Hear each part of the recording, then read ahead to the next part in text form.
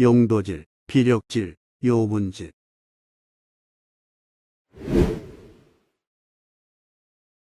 일찍 남편을 여인이 홀몸으로 아들과 딸을 정성으로 길렀습니다.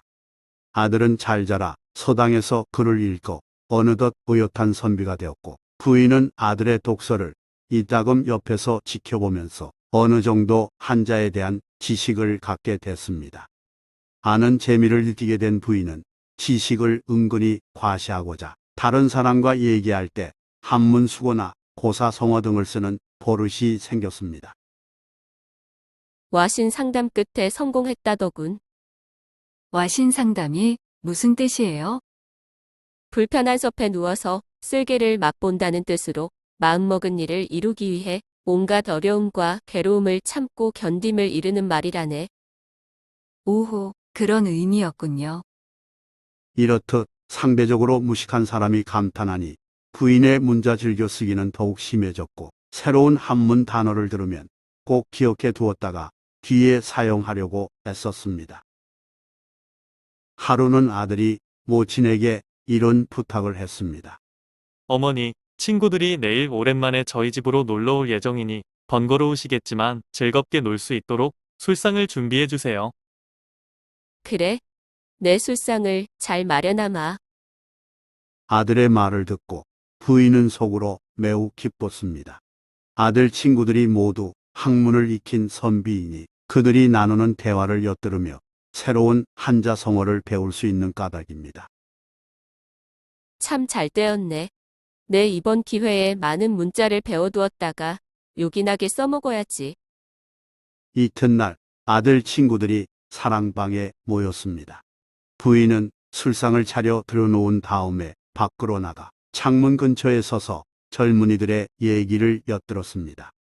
부인의 예상대로 아들 친구들은 다양한 한자 성어를 써가며 대화를 나눴고, 부인은 대부분 알아들었습니다.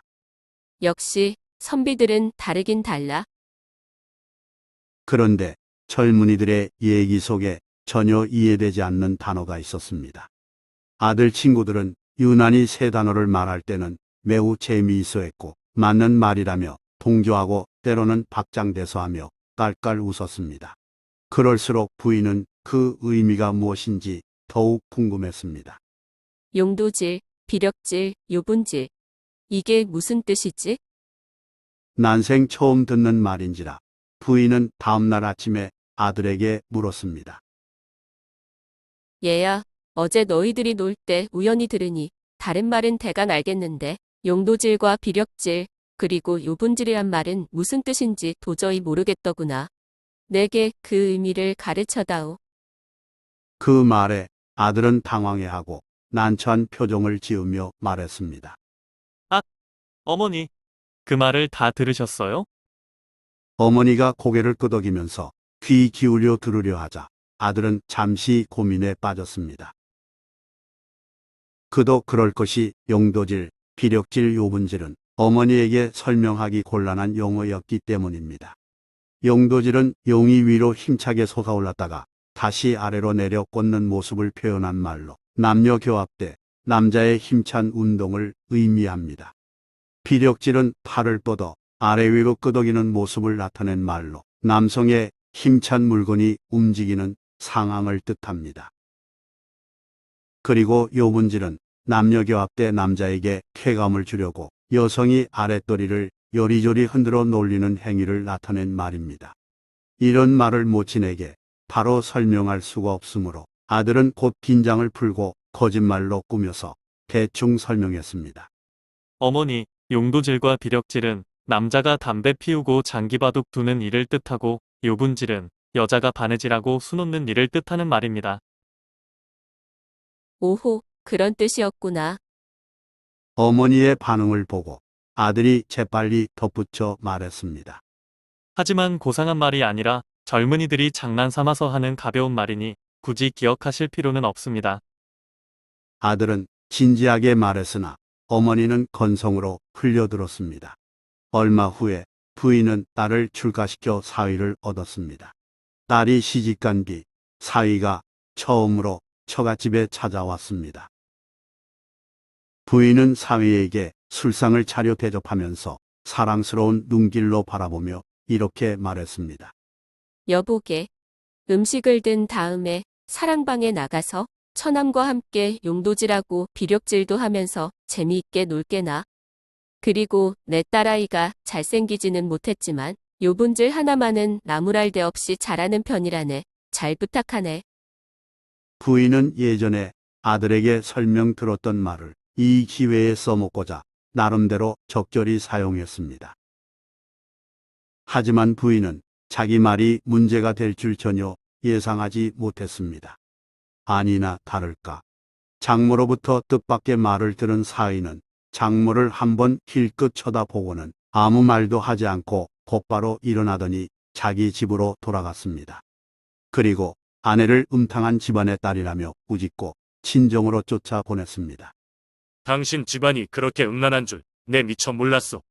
당장 친정으로 돌아가오. 딸은 남편에게 무엇으로 그리 판단하냐며 물었지만 사위는 더는 말하지 않고 고개 저으며 방을 나가버렸습니다. 이에 딸은 어쩔 수 없이 친정으로 돌아가 어머니를 붙잡고 울었습니다. 어머니는 영문을 모르는지라 답답해했고 아들은 이상하게 생각하고 아무래도 무슨 곡절이 있겠다 싶어 모친에게 물었습니다.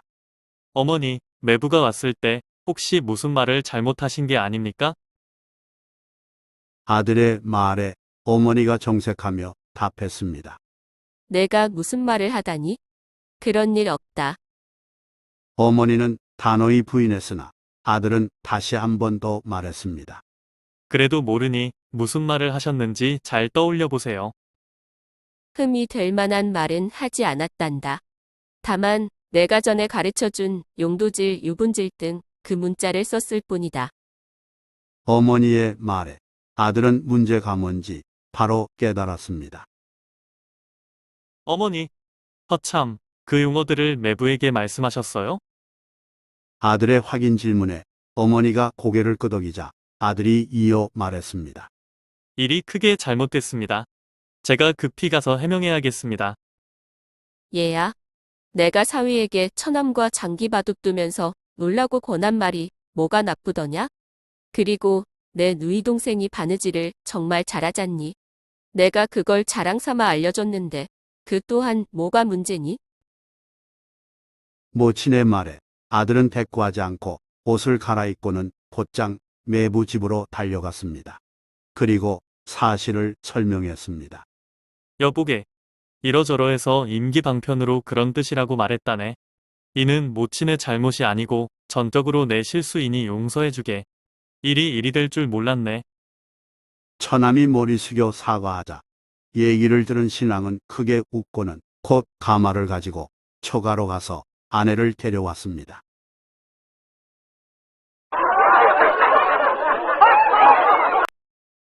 좋아요 및 구독은 영상 제작에 큰 힘이 됩니다. 고맙습니다.